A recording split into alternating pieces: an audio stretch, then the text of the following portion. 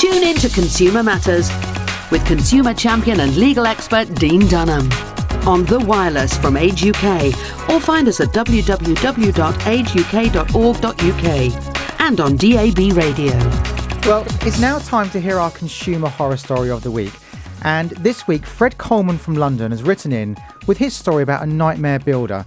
And I have to say, this is a shocking story, but unfortunately, it's a story that I've heard similar many, many times. Cheryl, can I ask you to read out Fred's story? Sure. After saving up for 2 years, I employed a builder to install a downstairs toilet for me, as I've been struggling to walk up and down the stairs. The builder surveyed the house and said that he could do this and give me a price, and said that he would need 80% of this up front, as he had materials and labour costs that he had to pay for in advance. He then sent a young man to my house who spent nearly 2 weeks making a great deal of noise and mess. So far as I was concerned, he was getting on with the job and all was going well. However, the builder then wrote me a note which was passed to me by the young man. The note said that the job was far bigger than he anticipated and that I would have to pay him another £7,000 for him to complete the work. It also said that he was not prepared to continue the work until I paid this to him. What do I do?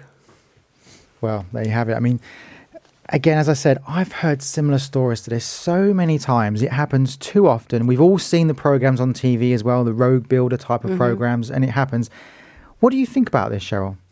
We've had a similar sort of thing, actually, and you ask them for a price up front and they give it to you, and then they inevitably go over. I think it's pretty awful. I also think that builders are always looking for the next job. So when they've started yours, this is what happened to us, actually. We were building a house and it went unbuilt, unfinished, because they moved on to the next job, and I couldn't, it was just appalling. And they give the whole trade a bad name, and they're not all bad. They do. And in fact, in Fred's situation, it sounds like that's exactly what's happened to him, because he sent the young man along to do the work. And no doubt the builder that Fred saw was doing his next scam, getting the next person to sign up with him to do a building job. And it's terrible. But I think the big message from me here is that prevention is better than cure. And there are steps that you can take to stop this sort of thing happening. So, for example, have you ever tried out those websites where you can go on and rate a trader? So you can go on and you can see what other people have said about a builder. No, I haven't. I didn't even know they existed. Well, you do now. I do. And there are various websites actually out there where you can go on and find a builder, find what other people have said about them, what their experiences have been, because a reference is very valuable. And hopefully these websites are truthful. The other thing as well is that there are trade associations, and it's always good to ask a builder or a tradesman, such as a plumber or electrician, are you a member of a trade association? Because if they're not, you have to ask yourself, why are they not? Because these are supposed to be associations where they check that you're good at what you do, you're good enough to carry their trademark, and if you're not, then you should go somewhere else. Yeah. So when you did your house, did you ever do that? No, we didn't. And so what we had to do in the end, we couldn't trace him. He'd disappeared. He'd gone on to the next. I could name him if you like. But we had to get someone else in to finish the job, who was brilliant. I don't know if he's got all the qualifications or the trademarks either, but he's just a good guy. We still use him to this day. But it's really good advice. And there you go. Someone else may use him and then he comes with your endorsement. And that's what it's about, because if someone's good, someone somewhere will have something good to say about them. And let's face it, if they're working in your local area, they must have either done a great or a terrible job for many other people. Yeah. And the other thing you can do is that Cheryl mentioned about agreeing the price up front. Of course, you always have to do that, but I can't stress this enough. Getting things in writing is so important. And getting in writing what you're getting for your money is also important. And if they say it's going to be £5,000 to fix your roof, then you want them to write that down.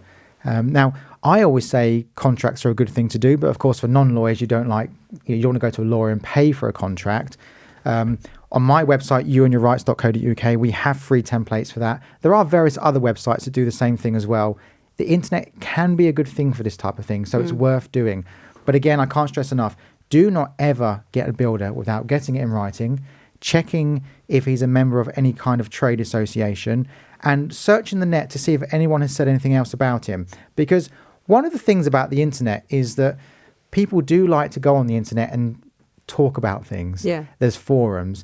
And if you Google the builder's name, it is pretty common to find there's something written about them, good or bad. If it's bad, you're going to go to the next person. If it's good, then you may be on for a winner. So that's always worth doing. But Fred, I think in your situation, prevention is something that you can't look at now because you're on the cure side. So I think what you need to do is pick up the phone to your local trading standards, give this person's name and explain what it's all about, and perhaps go to see a local solicitor and explain your situation and see if they think it's worth perhaps pursuing a claim against this builder. But again, don't hold your breath because this may be difficult. The builder may have disappeared, but certainly don't sit back and do nothing. Do complain, do try and do something about it. Tune in to Consumer Matters on The Wireless from Age UK or find us at www.ageuk.org.uk and on DAB Radio. Tell us your story. Call 0800 994 9074.